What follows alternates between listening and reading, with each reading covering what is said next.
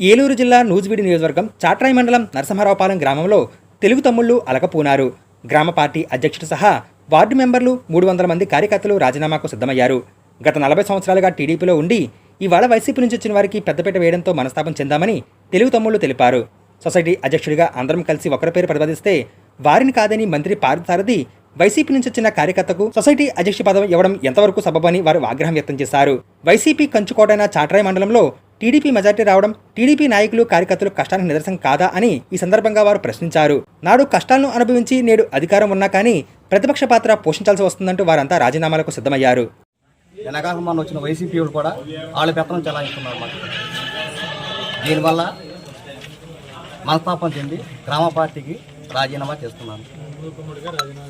ముక్కమ్మడిగా రాజీనామా చేస్తున్నాను. నాతో పాటు గ్రామ secretary Veerayya, ward number Mohan Reddy garu, first ward number Mohan Reddy garu, 3వ వార్డు నెంబర్ గ్రామ పార్టీ అధ్యక్షుడైన 3వ వార్డు నెంబర్ అందే కృష్ణ, ముక్కమ్మడిగా గ్రామ పార్టీ పదవికి రాజీనామా చేస్తున్నారు. గ్రామ పార్టీ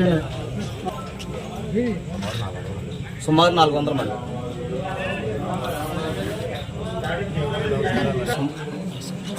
సుమారు 400 మంది మనకి పనులు అవ్వట్లేదని పదవికి రాజీనామా చేయలేదు కదా.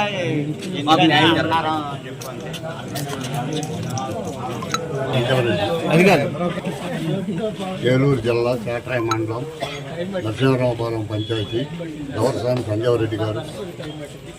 నిన్న మేము మినిస్టర్ గారి దగ్గరికి వెళ్ళాం. మాకు సరిగా స్పందన ఇవ్వలేదు. బీసీలకి కేటాయించాలా అని అన్నారు. మొత్తం బీసీలకే ఇచ్చారు. రైతులకి 3 సొసైటీలు ఉన్నాయి. 3 సొసైటీల్లో కూడా ఏ సొసైటీ ఒక్క సొసైటీ రైతులకు ఇవ్వలేదు. అందే కృష్ణ పార్టీ ప్రెసిడెంట్గా 8 సంవత్సరాల నుంచి కష్టపడతాడు.